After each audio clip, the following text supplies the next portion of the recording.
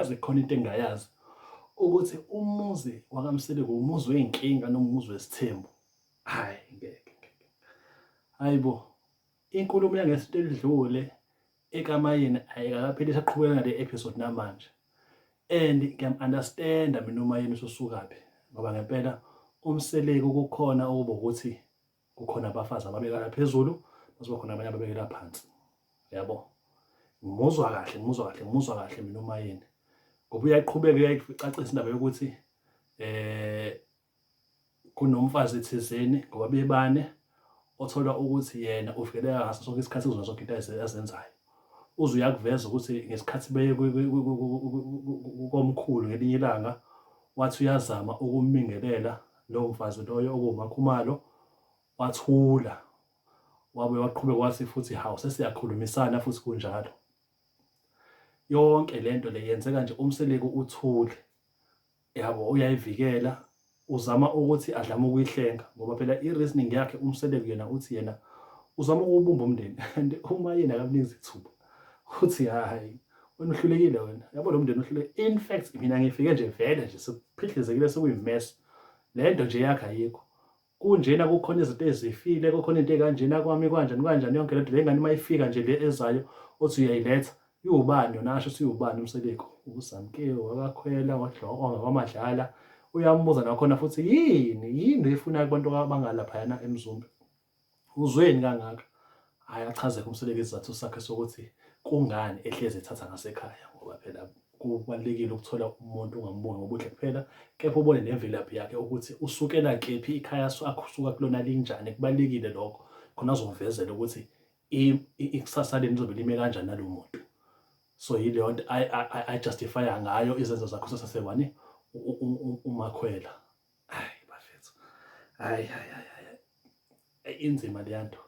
Hhayi uMayeni kodwa akamnikeza angathuba ngoba bekade ebhizi. Hhayi uyabona idolo belisentanyeni belila idolo esho ukuthi hey mina ngijona mina ingane yakho, mina umkakho nawe uyindoda yami. Kukhona izinto okufanele uzisho, khona indlela okufanele uy'phathe ngayo, indlela okufanele ukhulume ngayo nami. Ungamane uvele wenze nje noma ufike uzothetha wenze lokhu nalokhu. Yabo, wabuza le ngane ngoba iza nje futhi izohlala kini ngoba phela ekhaya imizi lapha nakhona imizi edilikayo kanjani. uMseleko nawe uyayidifenda nje sho uyena uMayeni ngoba uyasho ukuthi uMayeni isizathu sakhe sakhulume kanje ingoba ufuna ukuveza uMseleko as umyeni onganaso isandla, oyisahluleki, ongazi ukuhluleka. Uthi ilokho. Hayi guys, hayi mina angi-understand. I don't understand. Angi-understand yonke le nto leyana. Angi-understand.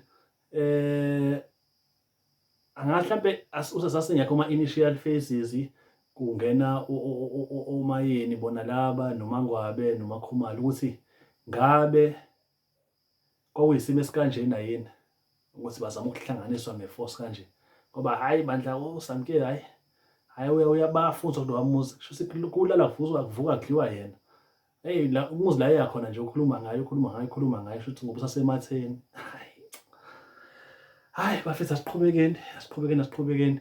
Angisebi nokuyibeka ukuthi ngoba igama ngo-Azad bafethu, ngiyanibingelela. Welcome to my channel. Don't forget to subscribe bafethu, don't forget to subscribe. Press that like button khona uzokwazi ukuthola i-content ngaso sonke isikhathi, and that bell button hlezi ngiposta ama-videos of reviews bafethu, ama-shows, streaming services and everything ngikhona. Moving forward, uMseleko-ke la siyambona uyohlangana nomafungase wakhe uSneh.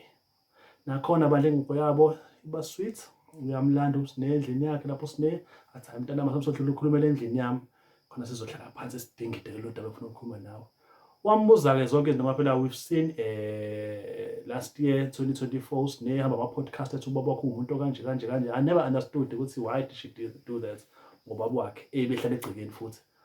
Yabo, kodwa-ke athi sazonke lezi zinto uMseleko wakhuluma indaba ukuthi Sneh ngikushayile, ngikwenze konke, ngikulanda ey'ndaweni, ngikwenza lokhu nalokhu kodwa still awulaleli. Yabo, ayikho into angazange ayenze. Wabuye waqhubeka-ke khona into ayishilo uMseleko kuSneh engingazange ngiphathe kahle hle ngoba uSneh angithi unabantwana ababili. Manje uMseleko ekhuluma indaba yokuthi uma uSneh engayishintshi iy'ndlela zakhe, uqhubeke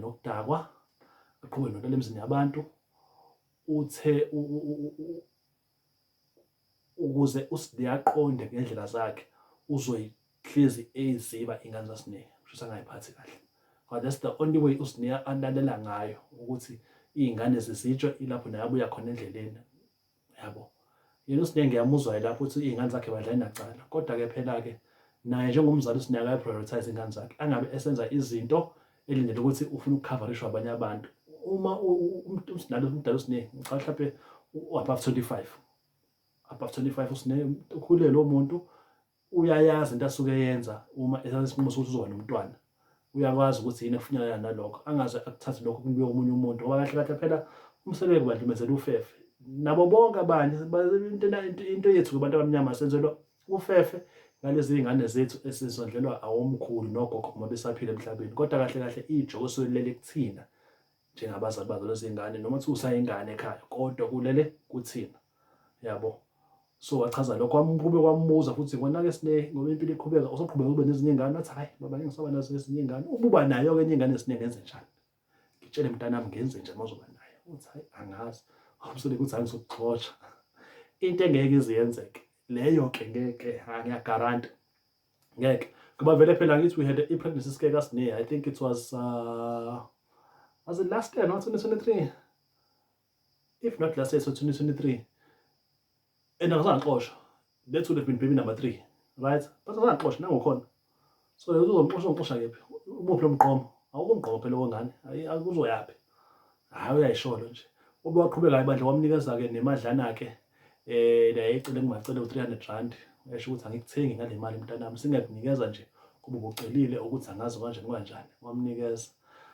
Hhayi, uMseleko usengasho ukuthini manje? Uyamthanda umntanakhe, uyamthanda, as we all should, ngoba phela awukho umqomo wengane bafethu, awukho. Luqhubeke kuhlelo bafethu.